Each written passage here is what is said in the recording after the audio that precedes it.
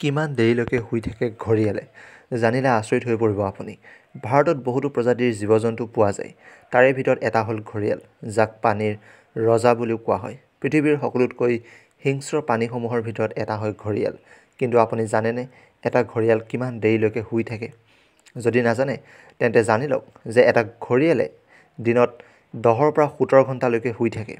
ঘঁৰিয়ালে ইমান সময় শুৱাৰ কাৰণ হ'ল ই নিজৰ আহাৰ হজম কৰিবৰ বাবে। সাধাৰণতে এটা ঘঁৰিয়ালৰ 14 ফিট দীঘল হয় আৰু প্ৰায় ওজন 300 কিলোগ্ৰাম পৰ্যন্ত হয়। এইকেইটা প্ৰজাতি হয় সকলোতকৈ বেছি গাখীৰ দিয়া গাই। বৰ্তমান সময়ত বহুতো মানুহে পশুপালনৰ লগত জড়িত হৈ আহিছে। পশুপালনৰ লগত জড়িত মানুহে ডেইৰী বিজনেছ আৰম্ভ কৰি এটা ভাল ইনকাম কৰি আছে।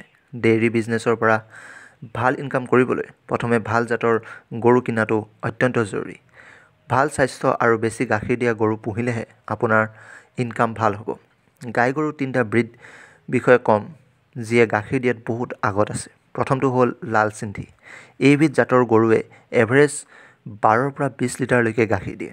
ছেকেণ্ড হ'ল গিৰ গাই আৰু থাৰ্ড হ'ল চাহিৱাল, যিয়ে প্ৰতিদিনে 40ৰ পৰা 50 লিটাৰলৈকে গাখীৰ দিয়ে।